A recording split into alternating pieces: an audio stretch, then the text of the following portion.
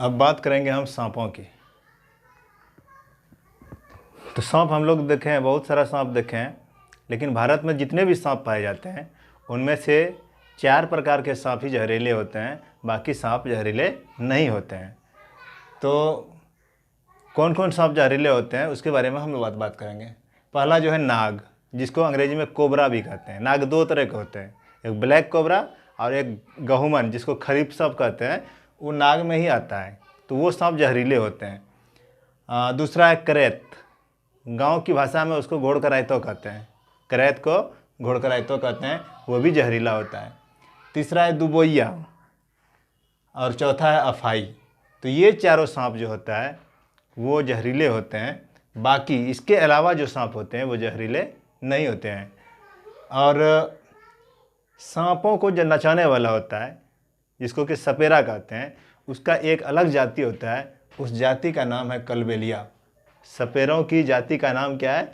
कलबेलिया। कलबेलिया जाति के लोग सांप को नचाते हैं।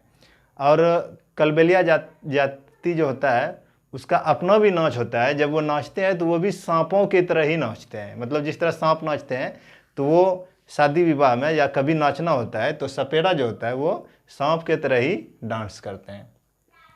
सबसे इम्पोर्टेंट बात, सांप के मुंह में 2 नुकीले दांत होते हैं, और वो नुकीले दांत जो होता है अंदर से खाली होते हैं, वो पूरा मतलब ठोस नहीं होते, बल्कि उसमें छेद, अंदर से छेद आता है।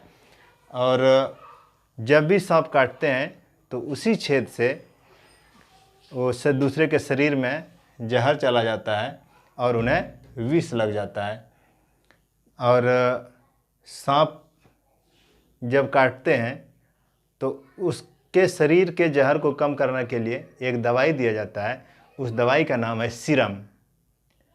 तो सांपों को, अगर किसी आदमी को सांप काट लिया है और उसको हॉस्पिटल ले जाया जाता है तो वहाँ जो दवाई देगा उसको, उस दवाई का नाम क्या है? सीरम।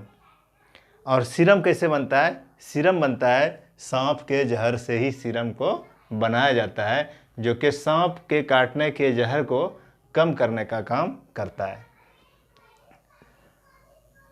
उसके बाद पहले ही हम बात किए थे 2 नुकीले दांत होते हैं, इसके अलावा भी दांत होते हैं, लेकिन सांप किसी शिकार को चबा के नहीं खाते हैं, बल्कि वो क्या करते हैं? निगल जाते हैं, निगलने का काम करते हैं। सांप को बाहरी कान नहीं होता है, कान समझिए, उसको कान बाहरी नहीं होता है, लेकिन जब वो ज़मीन पे चलती है तो दूसरा कोई जीव अगर ज़मीन पे चलेगा तो उससे कंपन जो होता है ज़मीन पे, वो कंपन से उनको पता चल जाता है, सांप को पता चल जाता है कि कोई खतरा हो रहा है या कोई आ रहा है या कोई जा रहा है, इसी से वो अपनी रक्षा करते हैं। उसके बाद है सपेरा, जो कि कलबेलिया जाति। सपेरा जो होता है उसका जाति कौन सा होता है? कलबेलिया। तो सपेरा कैसे जानता है कि ये फला सांप, ये दूसरा सांप, ये कैसे जानते हैं? सांप के डंक से वो जान जाते हैं। सांप का डंक जब सब डंक मारता है तो कलबेलिया को पता चल जाता है ये कौन सा सांप है। सांप को किसान का मित्र भी कहा जाता है। क्यों? क्योंकि खेत में फसल जब लगता है तो चूहे उनको खा जाते हैं, फसल को चूहे काट कर बर्बाद कर देते हैं, लेकिन जिस खेत में सांप रहता है, सांप वहाँ के चूहों को ख़त्म कर देता है। इस तरह से सांप किसानों के मित्र भी कहे जाते हैं।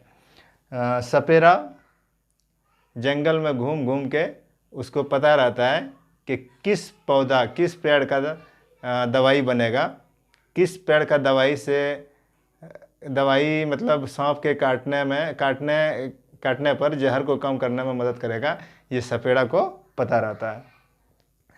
तो आज का क्लास हम यहीं पर समाप्त करते हैं। मैं आशा करता हूं कि आप लोगों को वीडियो अच्छा लगा होगा।